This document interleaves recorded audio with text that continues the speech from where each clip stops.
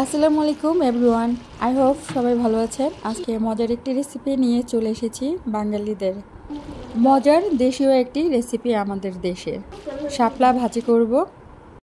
আমি শাপলাগুলোকে পরিষ্কার করে ধুয়ে রেখে দিয়েছি যাতে পানিটা নিচে ঝরে যায়।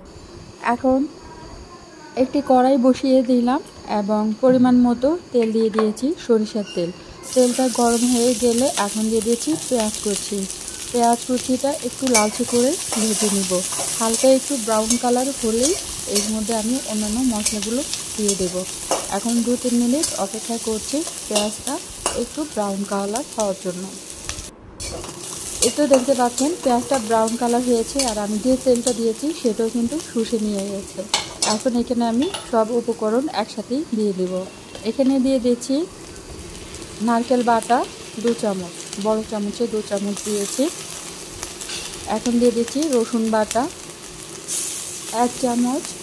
তারপরে দিয়ে দিয়েছি মরিচ গুঁড়ো, হলুদ গুঁড়ো, জিরা ধনিয়া গুঁড়ো, লবণ স্বাদ মতো সব একে একে পরপর দিয়ে দিচ্ছি। আর মরিচ গুঁড়োটা যদি আপনারা না দিতে চান তাহলে এখানে কাঁচামরিচ ফালি করে দিলেও হবে। অনেকে সাদা সাদা পছন্দ করে, তখন কিন্তু মরিচ গুঁড়োটা অ্যাভয়েড করতে পারে।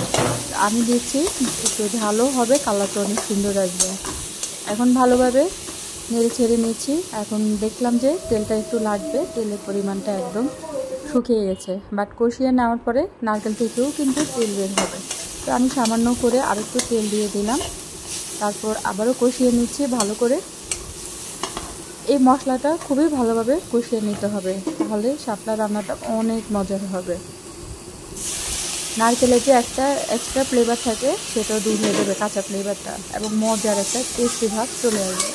আর মশলাটা যাতে পুড়ে না যায় তার জন্য আমি অল্প করে পানি দিয়ে দিয়েছি, জাস্ট মশলাটা কষিয়ে নেওয়া পর্যন্ত।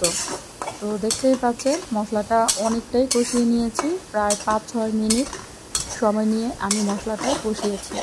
এখন তেলটা উপরে উঠে আসছে, তো আমি আরও 1 মিনিটের মতো কষিয়ে নিব।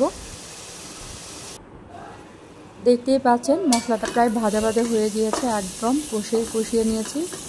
এখন শাপলাগুলো এখানে আমি দিয়ে দেব।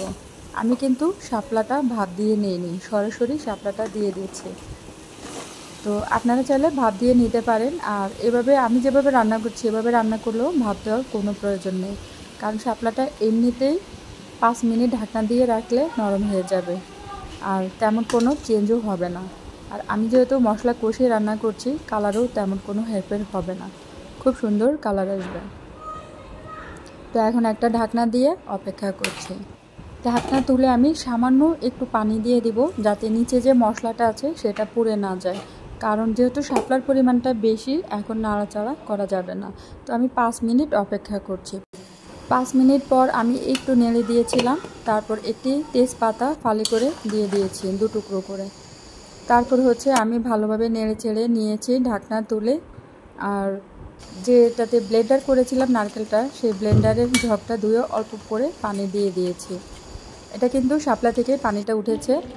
আর দেখতে পাচ্ছেন এক্সট্রা কোনো পানি এখানে ইউজ করা হয়নি, অনেক পানি উঠেছে এবং রান্নাটা আমার হয়ে গেল। ধনেপাতা দিয়ে দিয়েছি, অনেক মজা। কালার দেখে বুঝতে পারছেন রান্নাটা কতটা মজার হয়েছে আর সুন্দর হয়েছে। তো এভাবে আপনারা বাসায় ট্রাই করতে পারেন ভাপ দেওয়া ছাড়াই। সবাই ভালো থাকবেন, সুস্থ থাকবেন। আল্লাহ হাফেজ।